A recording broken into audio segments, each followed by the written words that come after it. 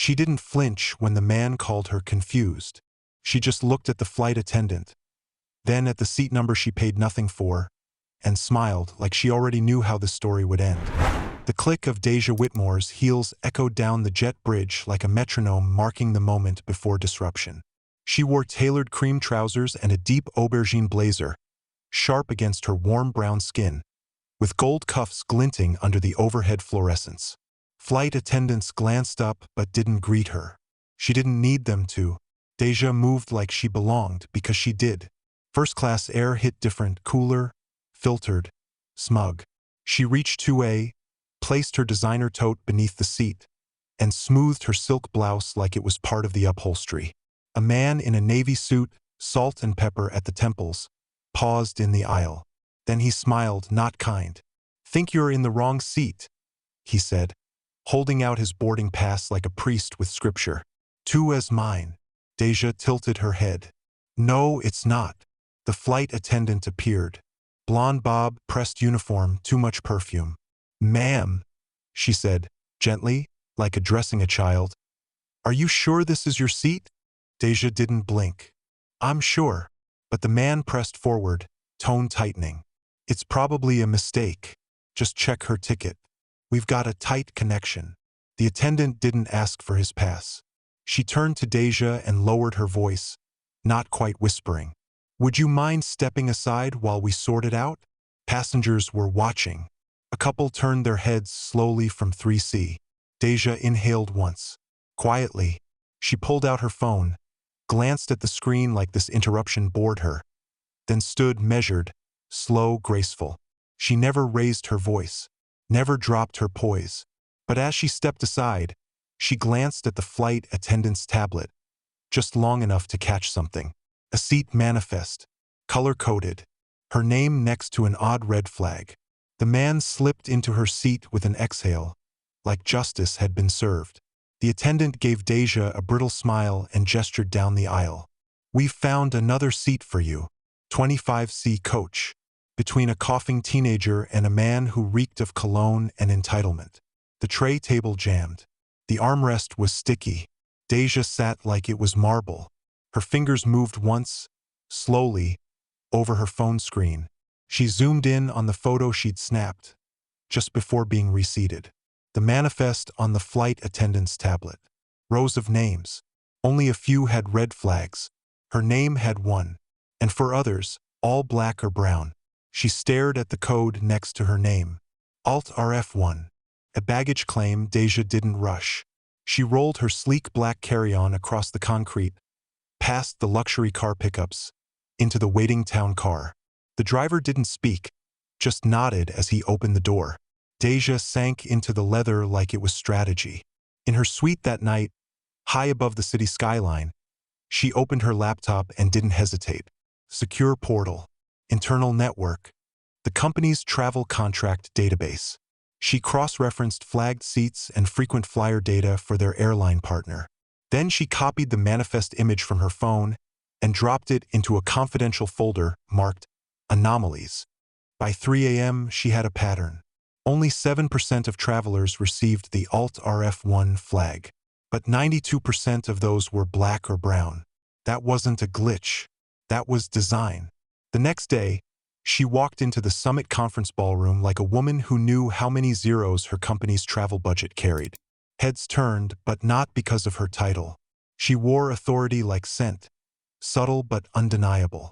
At lunch, she approached Carla Haynes, Director of Corporate Compliance, and one of the few white women in leadership Deja trusted. She didn't pitch. She didn't ask. She showed her the data.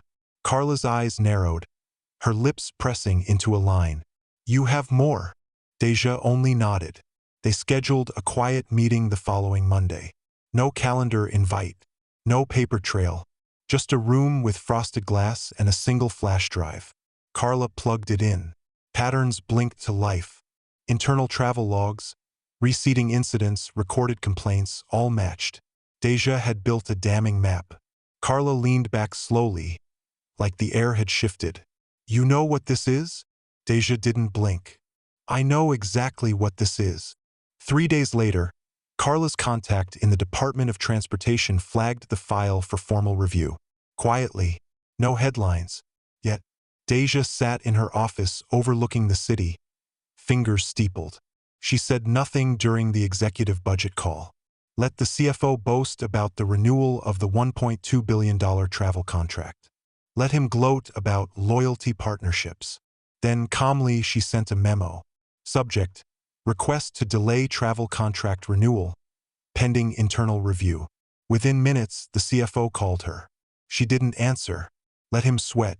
At the next board meeting, the airline CEO sat confidently at the head of the table, unaware his empire was minutes from cracking.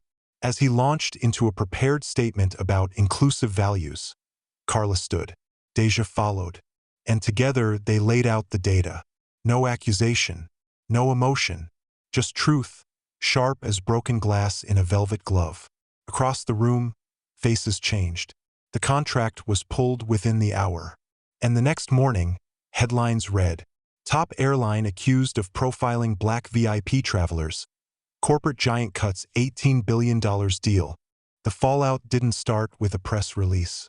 It started with silence. Emails went unanswered. Conference invites to the airline's executive team were quietly rescinded. A transportation subcommittee postponed its endorsement. And somewhere on the 28th floor of a Manhattan high-rise, a legal assistant began scrubbing Alt-RF1 from internal systems too late. Deja watched the tremor ripple. Not with glee, with calculation. She moved through her days with deliberate grace, as if she'd already outlived the moment, because she had. The airline's PR team moved fast. They issued a vague statement about internal review of diversity compliance. They used phrases like evolving standards and customer care transparency. But they never said race. Not once. And that silence was louder than any apology. Back in her apartment, Deja sat on her balcony overlooking the city lights. Her phone buzzed once. Carla had sent her a link. A clip from a tech panel discussion. One of the moderators asked the airline's CEO about inclusion and first-class accessibility. He laughed too easily. "We don't make those decisions based on race. That would be ridiculous." The laugh was his mistake. By morning, the clip had 2.4 million views. The story fractured into commentary threads, think pieces, and TikTok duets. Passengers of color began sharing their own stories. Misseated, downgraded, or repeatedly asked to verify their tickets. The same red code began appearing in screenshots. Alt-RF1. The airline denied everything. But a whistleblower emerged. A former gate agent with shaky hands and a nervous smile. She leaked internal docs, training slides that used discretionary reassignment protocols tied to passenger profile markers. The words were cold. The implications were blistering. A quiet meeting was held at corporate headquarters. Glass-walled, sunlight-drenched, deceptively serene. Deja sat across from the company's general counsel, who wore the look of someone trying not to panic. "This is going federal," he said. "We'll need you to testify." Deja nodded once. He glanced down. "We appreciate your discretion so far." Deja's smile was clean. "I wasn't being discreet. I was being strategic." Across the street, in a rival airline's office, an executive team was watching the scandal unfold with caffeinated glee. Within hours, they launched a campaign called #SeatsForAll, fronted by a Black Olympian, a Latino entrepreneur, and a chorus of curated diversity. It was opportunism, but it was effective. Major partners began pulling back. 2 credit card companies canceled co-branded loyalty programs. A hotel chain ended its bundled promotions. The airline's stock slipped, then cratered, then bled. Deja didn't speak to the press. She didn't need to. Her silence became a symbol. Photos of her walking into hearings, sharp suits, calm eyes, were retweeted like portraits of quiet defiance. Inside the courtroom, she gave her testimony. Precise, controlled, unshakable. She described the seat, the tone, the smirk, the tablet, the code. Then she stopped. The attorney asked if she wanted to say more. She looked straight at the panel. "I don't need to prove I belonged in that seat. They need to explain why they thought I didn't. That line became a headline. By month's end, the airline CEO stepped down for personal reasons. Several board members followed. The DOJ launched an inquiry into profiling practices across the entire industry. And the contract her company pulled? It was awarded to their rival for $18.2 billion. The first flight under the new partnership launched quietly. No press event, no champagne, just a manifest full of names, no flags, no codes, no invisible asterisks. Deja boarded that flight with a tote on her arm and headphones in her ears. Her seat was 2A. No one questioned her. The attendant greeted her with a smile. "Welcome aboard, Ms. Whitmore." Deja nodded. "Thank you." She sat down, crossed her legs, and looked out the window. This time, there was no need to record anything. Some victories don't need applause, just altitude. News cameras waited at the arrival gate. Not many, just enough. A local affiliate had gotten wind of her presence on Flight 818. They'd done their homework. They knew she hadn't spoken publicly. They knew her silence was the story. And they knew who she'd just cost $18.2 billion. Deja didn't acknowledge the cameras. But she didn't avoid them either. She walked like she belonged on every screen she crossed. Across town, Thomas Caldwell watched from his living room, whiskey untouched beside him. The press had started using his name now. The footage didn't lie. He had spoken first. He had sneered. He'd made a mistake that cost him more than his job. His daughter's school had canceled his parent login. His wife had moved out. The HOA had called about unwanted attention. And he was no longer invited to speak at his alma mater's finance symposium.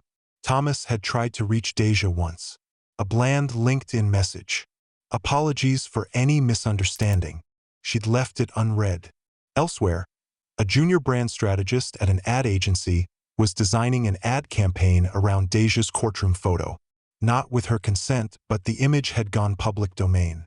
The strategist zoomed in on her eyes. Not angry, not afraid, just done. The agency's creative director rejected the mock-up. It's not her story to sell. Meanwhile, Deja stood in front of a mostly black class at Howard University. Guest speaker. No slides, just her voice. "I'm not going to tell you to be excellent," she said.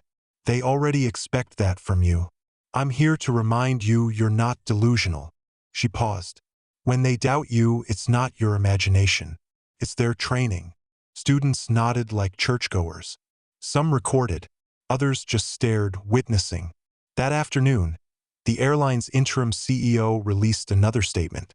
This time they used the word profiling. Too little, too late.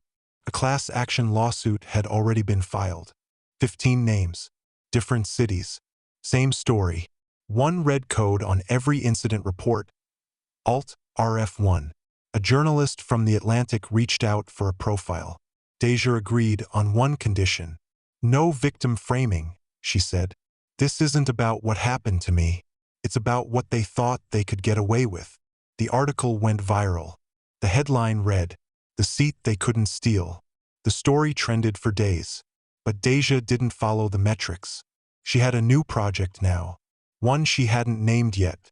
A quiet initiative targeting airline recruitment algorithms. Because the real bias wasn't at the gate. It started in the code.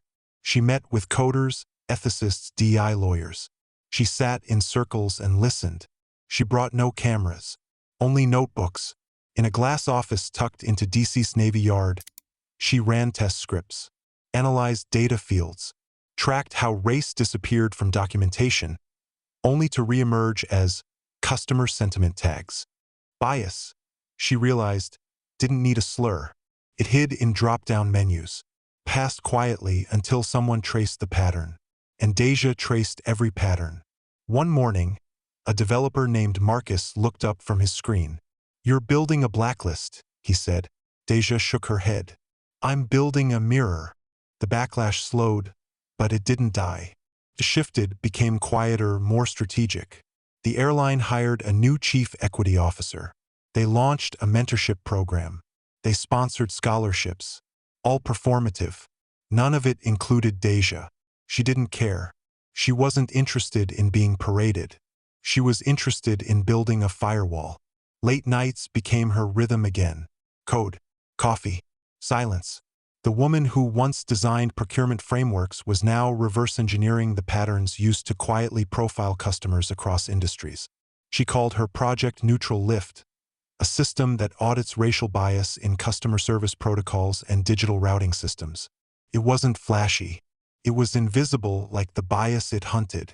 Funding came in through quiet allies, tech philanthropists, disillusioned VPs, a retired senator with a guilty conscience. No one asked her to be palatable.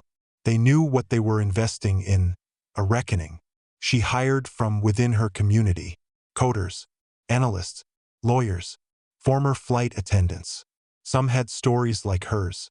Some had worse. In the background, the airline's quarterly report showed a 19% decline in bookings. Their once top-tier customer loyalty score dropped below industry average. No scandal, no new lawsuits, just erosion, a reputation crumbling from the inside out. And Deja? She declined a book deal, turned down a streaming docuseries, refused to become a personality. She wasn't the brand. The data was. Then came the call. A major aviation summit, global attendees. They asked her to keynote. She almost said no.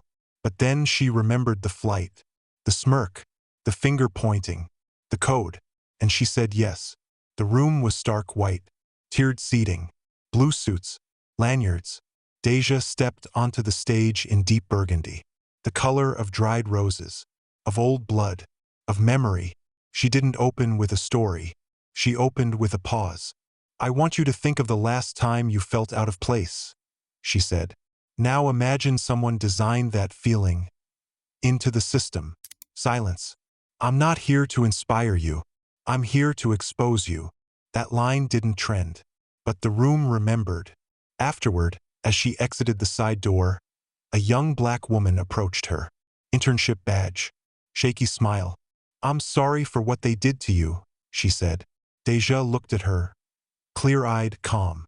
"They did it to themselves." Then she turned, stepped into the cold, and walked to the curb where a black car waited. The driver stood up straighter when he saw her. "Ms. Whitmore?" "Yes." He opened the door. No questions, no glances. She stepped in without hesitation. As the car pulled into traffic, Deja rested her head back, closed her eyes. She didn't feel triumphant. She felt done. And sometimes that's the deepest kind of peace. What did you think of the departure list? Did Deja's quiet power resonate with you? Have you ever been told, without words, that you didn't belong? Let us know in the comments. If this story moved you, hit like, share, and subscribe for more powerful, cinematic stories that expose injustice and celebrate quiet resilience.